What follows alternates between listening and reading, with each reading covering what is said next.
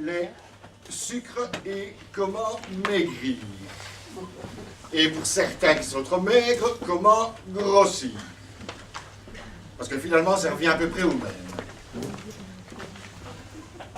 Après le déluge, le brave Noé qui avait échappé à la catastrophe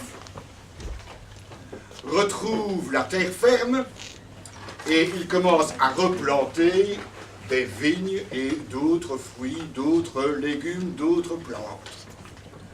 Et directement les vignes lui rapportent du raisin et le raisin, il le remporte à la maison, il l'oublie déjà au soleil. Et c'est là que se fait quelque chose d'assez spécial, d'assez mystérieux, commence la fermentation. Donc le raisin commence à fermenter, il l'a oublié pendant toute la journée, le lendemain et le surlendemain alors qu'il faisait très chaud. Il se désaltère et se désaltère, bref, le soir, voilà le premier ivrogne que la terre ait engendré.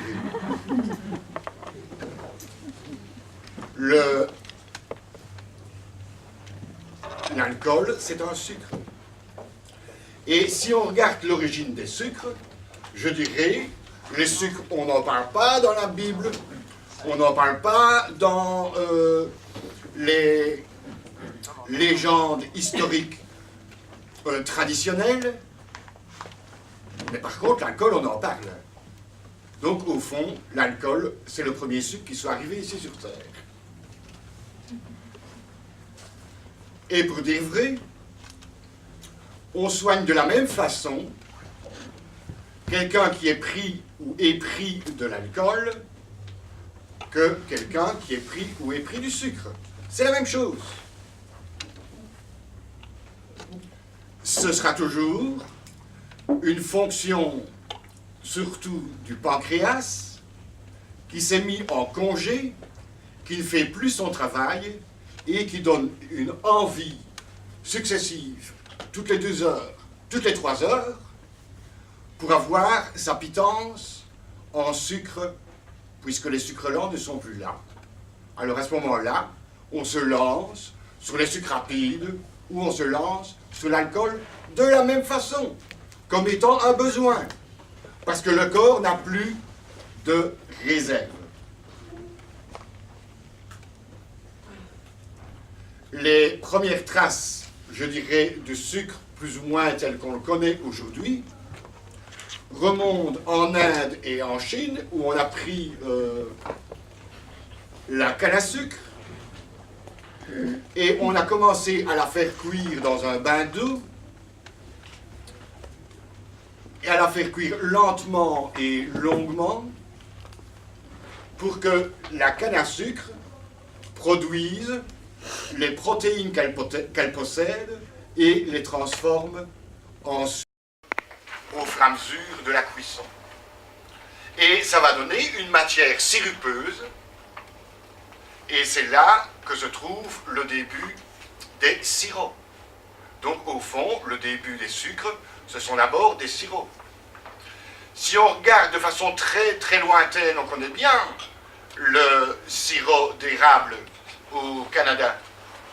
Eh bien, si on remonte beaucoup plus loin que le Canada n'existe, on va voir que les Indiens là-bas ont utilisé aussi le sirop d'érable pour le faire cuire lentement et longuement dans des immenses cuves.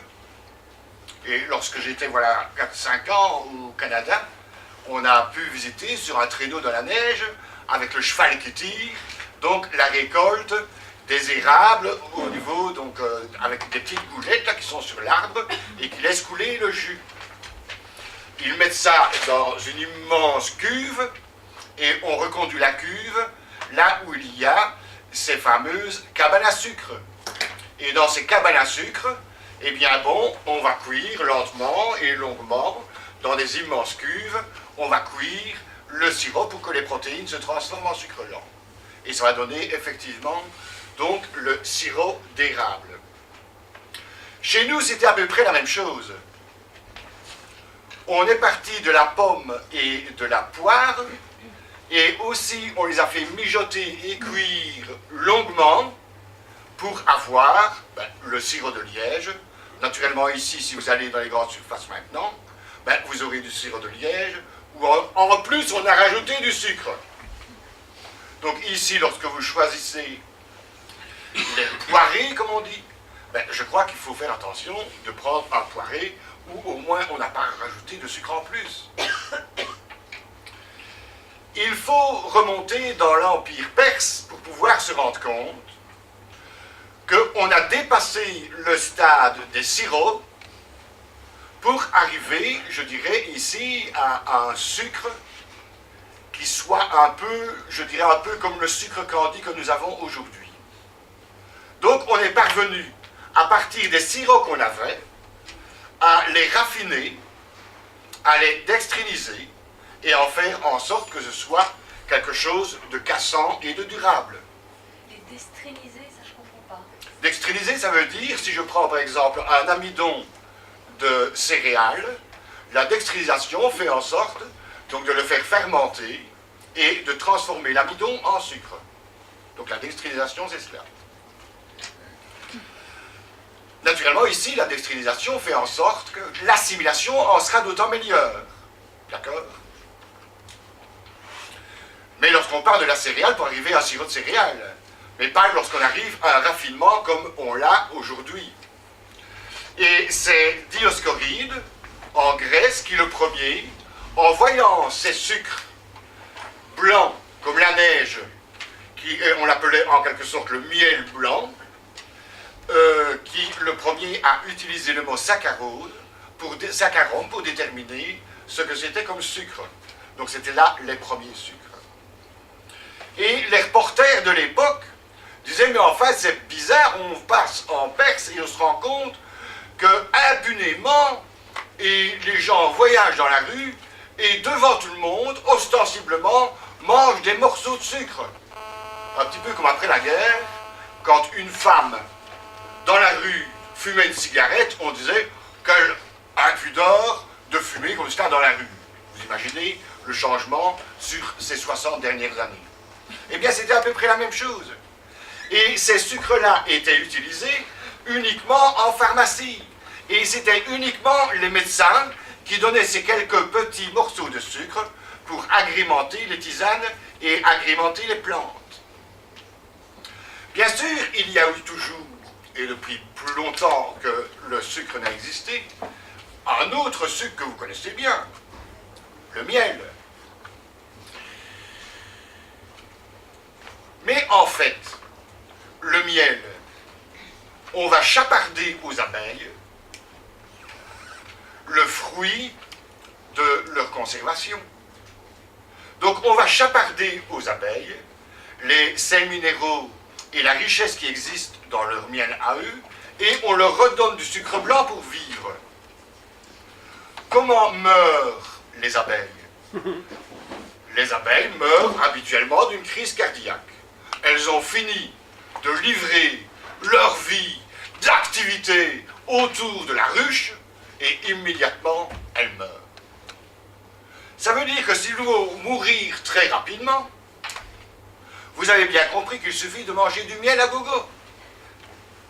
On aura une activité effervescente, une activité accomplie, mais une fois qu'on aura fini son activité, on mourra aussi rapidement d'une crise cardiaque comme elle.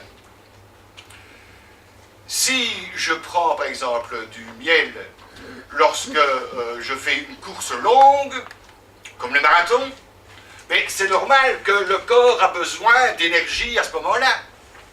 Mais lorsque quelqu'un se trouve sédentaire, vous comprenez bien que le miel est en excès. Donc il doit être utilisé de façon parcimonieuse et jamais, sauf pendant un effort physique violent, je dirais jamais dans un estomac vide.